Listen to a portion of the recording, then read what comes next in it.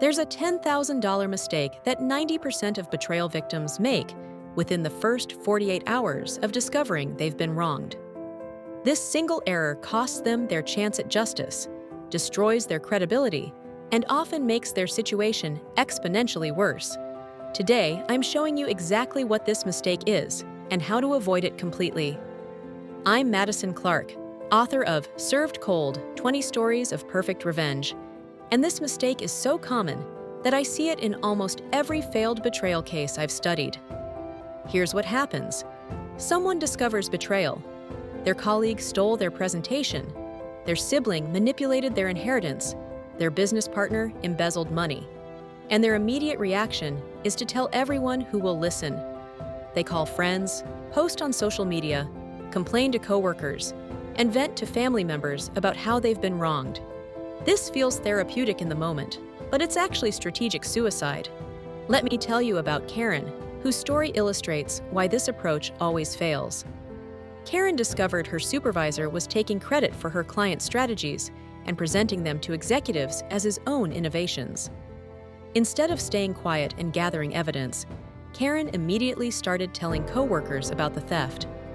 Within 24 hours, word had gotten back to her supervisor that Karen was spreading rumors about him. Here's what happened next. Her supervisor went to HR first, claiming Karen was a disgruntled employee making false accusations because she hadn't received a promotion.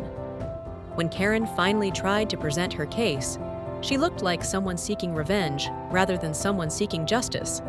The $10,000 mistake? Karen had destroyed her credibility before she'd built her case.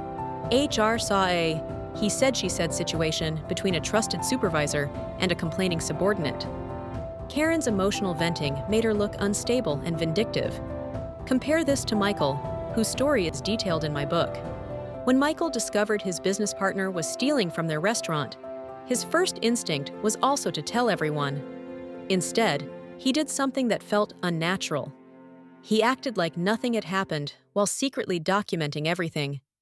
For 8 weeks, Michael maintained normal business relationships while gathering bank statements, altered receipts, and client payment discrepancies. He even continued friendly conversations with his partner, who had no idea his theft had been discovered. When Michael finally presented his evidence to their investors, he had an airtight case backed by months of documentation. His partner couldn't claim it was a misunderstanding or a personal vendetta because Michael had been acting professionally throughout the entire investigation period. The result? Michael's partner was immediately removed from the business and faced criminal charges. Michael gained full control of the restaurant and the respect of investors, who were impressed by his professionalism and thoroughness. The difference between Karen and Michael wasn't intelligence or resources. It was understanding that credibility is your most valuable asset when fighting betrayal. The moment you start venting emotionally, you lose credibility. The moment you lose credibility, you lose the ability to get justice. The $10,000 figure isn't arbitrary. That's the average cost of a failed betrayal response. Lost promotions, legal fees, damaged relationships, missed opportunities, and stress-related health problems. This single mistake can derail careers and destroy families. But here's the good news. Once you understand this principle, you have an enormous advantage over betrayers who expect you to react emotionally. They're prepared for confrontation and accusations. They're not prepared for silent documentation and strategic patience. This methodology, staying quiet while building an unbeatable case, is detailed across all 20 stories in Served Cold. Every protagonist wins because they resist the urge to vent and instead focus on gathering evidence that makes denial impossible. The book is $2.99 on Kindle, but consider this. Avoiding just this one mistake could save you thousands in lost income and legal fees. More importantly, it could be the difference between getting justice and staying a victim forever. If someone has betrayed you, your next 48 hours are critical. Don't make the $10,000 mistake that 90% of victims make. Don't tell everyone who will listen. Don't vent on social media. Don't confront your betrayer emotionally. Click the link below and get Served Cold now.